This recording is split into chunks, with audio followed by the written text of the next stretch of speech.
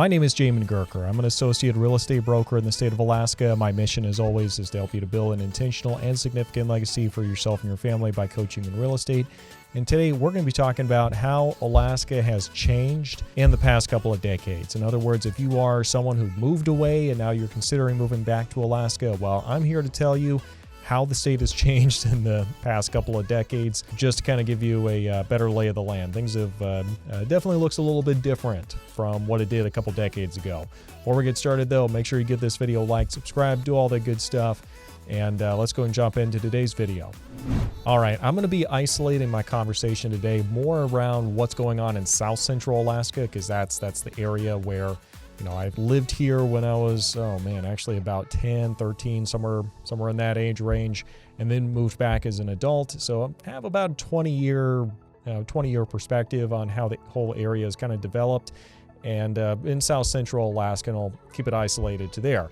But anyway, I'll say first off, there's been a ton of development, specifically out in the Mat-Su Valley, Wasilla, Palmer. This used to be a really, really sleepy part of the state. Not a whole lot was going on. Development just really wasn't something that was happening very much, and that has definitely changed. The vast majority of new construction happening in the entire state is happening within the Mat-Su Valley.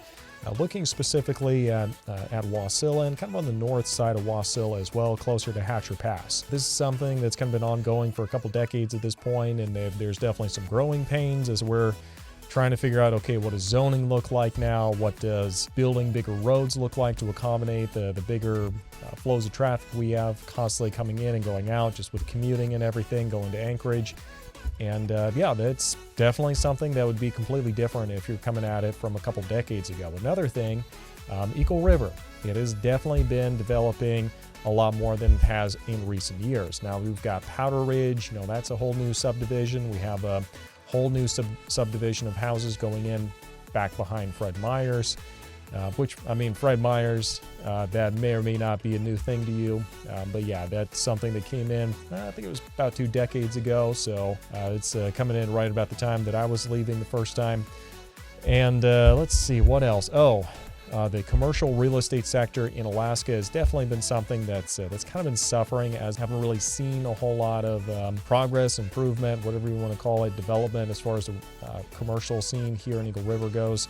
And there's definitely some reasons for that. I'll probably get into that in a different video, but the commercial spaces for commercial real estate in Eagle River not doing as well as the residential stuff. The second thing that you would notice if you're coming back to Alaska after being gone for a couple decades is there has definitely been an uptick in the amount of crime and homelessness in Alaska. Now I'll let you go ahead and look at the crime maps, draw your own conclusions as to where that's actually happening. But what we've seen is in the bigger cities, again, draw your own conclusions. In the bigger cities, we've seen a big swing going to the far left when it comes to the actual governments. And that has had a lot of consequences as far as the crime and the homeless population and everything else that suddenly we do have to deal with. And it's not much I can say about that other than, vote accordingly. But that is something that I was definitely struck with when I moved back here. Is I was like, man, this area is a lot more dangerous and definitely a lot more tense than what I remember it being. And that really is a shame. And vote accordingly. Another thing, and this may or may not be something that is a whole lot different than what it was before. Maybe I was just younger and didn't notice it, but there is definitely a ton of outside interference in Alaska's election from outside interests. So you've got environmental groups, you've got groups that want to develop in Alaska.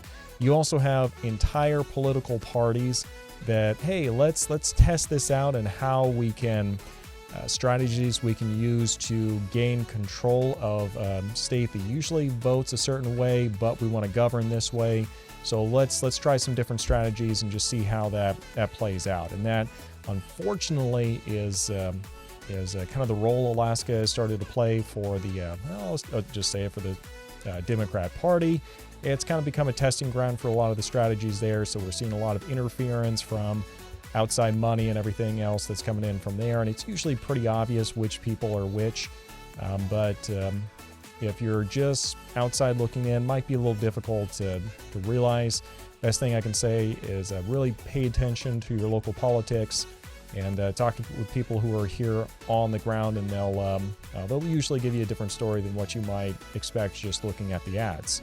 All right, one more thing that is going to be drastically different compared to what you might be used to from a couple decades ago, and that is the permanent fund dividend, or the PFD, is a lot smaller than what you're used to. Like it used to be back in the day, I think it was like 3 to like 5,000, something like that. I was a kid at the time, so I wasn't paying attention to it very closely, but the permanent fund dividend really has dipped a lot. Like we're looking closer at like 1,700, like maybe 2,000, something like that. Like that's really what we're seeing nowadays for the permanent fund dividend, and that's not how it used to be.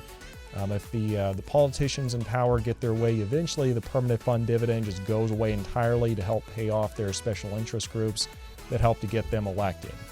And that is a really unfortunate thing, and we'll see if that's something that succeeds moving forward, but that is definitely something that's the attack on the permanent fund dividend definitely has stepped up in intensity in the past couple of years, and the reason that it's important to hold the line there is as soon as the permanent fund dividend is gone, then the powers that be will immediately start talking about, oh, let's do an income tax, let's do a sales tax, let's do this tax, let's do that tax. And before you know it, Alaska it's untenable at that point. That's the reason the permanent fund dividend has become a big deal. Sorry, I kind of went down a rabbit trail there. But yes, for that reason, permanent fund dividend, less of it, is definitely something you're going to notice if you lived in Alaska before and now you're moving back. Now, let's go and take a break real quick here. I do host a podcast called the Alaskan Journey Podcast, where I interview people who have recently moved up here to Alaska or have lived up here for decades. And it's a great resource for you to just kind of get an idea for what the pros, the cons, the good, the bad, the ugly, all that good stuff is, to really give you an idea as to whether or not Alaska is going to be a good fit for you. And kind of the philosophy there is we're just going to give you the truth and let you self-select yourself as to what is going to be the best option for you. So make sure you definitely go check that out. Link for that is in the description section down below. And let's go and finish up today's video. All right, now a familiar topic for those of you who have lived here for a while is the tunnel going from Point Mac over to the north part of Anchorage. And this is something they've been talking for decades and decades and decades about. And whether or not that's actually going to happen, I can't really say, but what I can say is there's actually is talk now about not doing a bridge, but in fact doing a tunnel right under the Cook Inlet. So that would definitely be a big change for the area. Whether or not that's feasible or not, something we can actually do, we'll see, but it's definitely something that would have big implications for the area. Something else that's really different now, Girdwood and Seward. We thought it was difficult to develop or people to actually live there before just because the cost of housing and everything was so high. We thought that was high before. It has gotten so much worse since then. Just to give you an idea, I tried to go buy a property down in Seward a couple of years ago. I went $75,000 over asking price. And then I offered a $20,000 appraisal cap, which just means, hey, if it doesn't appraise for this much higher price I've offered, I will kick in an additional up to $20,000 of my own money to try to make up the difference. So should have been a slam dunk, could not even get in. So that gives you, I did not even get a counter. That should give you some indication as to what it's like living in those small little communities. They've fought development for so many decades, and it is coming back to bite them now because there are not a whole lot of housing options available for the people who actually do want to live there. I know it's not that big of a deal, but there are more Dairy Queens now than there were a couple decades ago across the entire state. So I'm definitely going to check that as a positive on the column here. Another big thing that we got recently is Costco came in. It looks like it's doing just fine. We have several locations. Unfortunately, though, Sam's Club just could not make the cut, and they actually went out of business. So it is a exclusively Costco kind of a town at this point. Last but not least, tourism, fish and game, and oil and gas continue to be the three main pillars for the economy up here. Luckily, we're starting to see that's a little bit more diversified as far as depending on the tourism and the fish and game as opposed to just oil. So, I mean, that's good. Starts to diversify the economy a little bit. Obviously, we need to kind of diversify outside of those economic pillars just to give us a little bit more stability, but that's still moving in the right direction. So, This has been my video talking about what the differences are in Alaska, how things have changed in the previous decades. Like maybe you've lived here before and you're considering moving back. These are the things you're going to probably notice right off the bat that have definitely changed. If you have any other questions, feel free to reach out to me and be happy to answer those for you and give you an idea of this is a rodeo you want to sign up for again. But thanks for watching, and we'll see you next time.